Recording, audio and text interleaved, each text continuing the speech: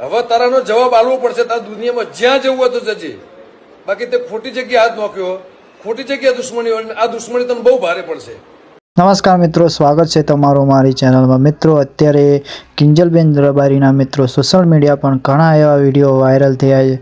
મિત્રો, સિનાર ગામના મિત્રો કિંજલબેન રબારી જે મિત્રો અત્યારે ચૌધરી સમાજમાં મિત્રો ભાગીને લગ્ન કર્યા એવું છે.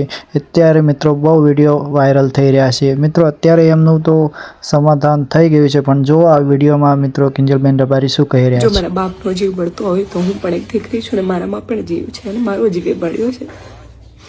આજે તમે આખા સમાજે થઈને મને ચર્ચાનો વિષય કરી નાખ્યો છે. જય માતાજી, જય દ્વારકાધીશ. કાલે જ મેં એક વિડીયો અપલોડ કરેલો જેમાં મેં જણાવેલું કે મેં લગ્ન કરી લીધા છે. મારી રાજી ખુશીથી હું એમના જોડે રહું છું, એમના જોડે આવી છું.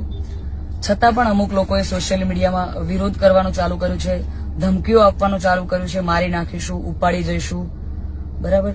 તો મને એ નથી સમજાતું કે જ્યાં સુધી હું સમાજનું નામ રોશન કરી રહી છું, જ્યાં સુધી હું મારા ઘરે પૈસા કમાઈ રહી છું, જ્યાં સુધી હું એમના માટે કંઈક કરી રહી છું, ત્યાં સુધી હું બધાને સારી લાગુ છું. જ્યારે મેં મારી લાઈફ માટે એક ડિસિઝન લીધું છે એમાં હું ખોટી થઈ જાઉં છું, ખરાબ થઈ જાઉં છું. બરાબર?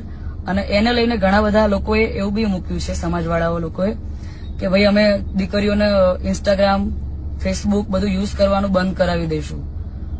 તો આ નિયમ ફક્ત દીકરીઓ માટે કેમ છે મને એ નથી સમજાતું. આપણા દીકરાઓ જયારે કોઈ બીજા સમાજની દીકરીને લઈને આવે છે ત્યારે આપણે બધું એક્સેપ્ટેબલ હોય છે. જયારે એ જ કાર્ય આપણી દીકરી કરે છે ત્યારે આપણે એના વિરુદ્ધમાં જઈએ છીએ. તો મને એવું લાગે છે કે અત્યારે તમે એકતા કરી રહ્યા છો, બહુ સારી વાત છે કે સમાજ એકતા કરે છે, પણ તમે લડવામાં નહીં સમજવામાં એકતા કરશો તો વધારે સારું રહેશે. બાકી તો હું કાયદાકીય પગલાં લેવાની જ છું. અને આ બાબતે હું આપણા વિધાનસભાના અધ્યક્ષ શ્રી શંકરભાઈ ચૌધરીને વિનંતી કરું છું અને આપણા ગૃહમંત્રી શ્રી હર્ષભાઈ સંઘવીને પણ વિનંતી કરું છું કે મને આમાં સપોર્ટ કરે. અને બાકી તો આપણે કાયદાકીય રીતે લડવાની તૈયારીમાં છીએ. અને મારા સમાજને એક પ્રેમથી મારી આ રિક્વેસ્ટ હતી કે હું સમાજની દીકરી છું અને મેં જે કંઈ પણ પગલું લીધું છે એ મારી પર્સનલ લાઈફ છે, મારી પોતાની ચોઈસ છે. તો એના પર કોઈ સવાલ કે કોઈ કમેન્ટ્સ કરવાનો કોઈને અધિકાર નથી. જય માતાજી, જય દ્વારકાધીશ.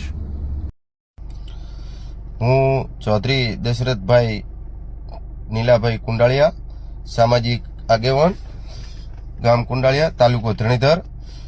હમણાં એક તાજેતરમાં બનાવ બનેલો જે રાધનપુર વિસ્તારના એક રબારી સમાજની દીકરીને જે આપણો ચૌધરી સમાજનો એક યુવક ભગાડીને લઈ ગયેલો.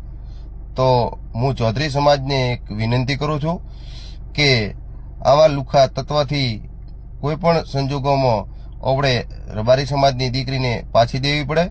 કારણ કે આપણે ચૌધરી સમાજ એ પણ એક ખેડૂતની નાતે કે કરોડોનું પેટ ભરનારો સમાજ છે, કોઈ નાનો સમાજ નથી.